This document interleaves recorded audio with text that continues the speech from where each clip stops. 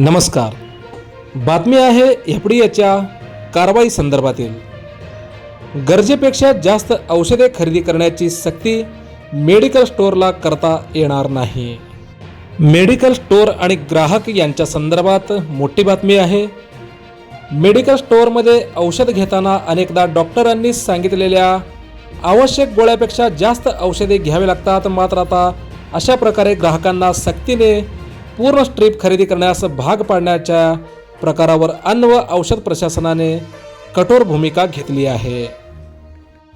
अन्न व औषध प्रशासनाचे आयुक्त तुकाराम मुंडे यांनी स्पष्ट केले आहे की एखाद्या औषधाच्या स्ट्रीपमध्ये 10 गोळ्या असतील आणि रुग्णाला डॉक्टरांच्या सल्ल्यानुसार केवळ 5च गोळ्यांची आवश्यकता असेल तर त्याला गरजेपुरत्याच 5 गोळ्या देणे अपेक्षित आहे. केवळ पूर्ण स्ट्रीप विकण्यासाठी ग्राहकाला उर्वरित औषधे घेण्याची सक्ती करता येणार नाही. अशा प्रकारची सक्ती केल्याचे सिद्ध झाल्यास संबंधित मेडिकल स्टोअर विरुद्ध कारवाई होऊ शकते आणि गंभीर प्रकरणात औषध विक्रीचा परवाना देखील रद्द करण्याची कारवाई होऊ शकते, असं देखील एफडीएनं म्हटलं आहे. विशेषतः दीर्घकाळ औषधे घेणाऱ्या रुग्णांसाठी हा निर्णय अतिशय महत्त्वाचा मानला जात आहे.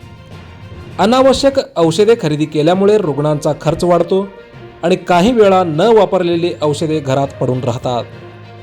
मेडिकल स्टोअरने अनावश्यक औषधे घेण्याची सक्ती केल्यास नागरिकांनी त्याविरोधात तक्रार करावी, असे देखील आवाहन एफडीएकडून करण्यात आलेलं आहे. तक्रार करण्यासाठी एफडीएने हेल्पलाईन नंबर जारी केला आहे. 1800-222-365 असं हेल्पलाईन नंबर एफडीए करून जारी करण्यात आला आहे. मोजक्या, निवडक आणि महत्त्वपूर्ण बातम्या पाहण्यासाठी सबस्क्राईब करा हेलो सोलापूर न्यूज चॅनल आणि नोटिफिकेशन मिळवण्यासाठी बेल आयकॉन प्रेस करायला विसरू नका. धन्यवाद.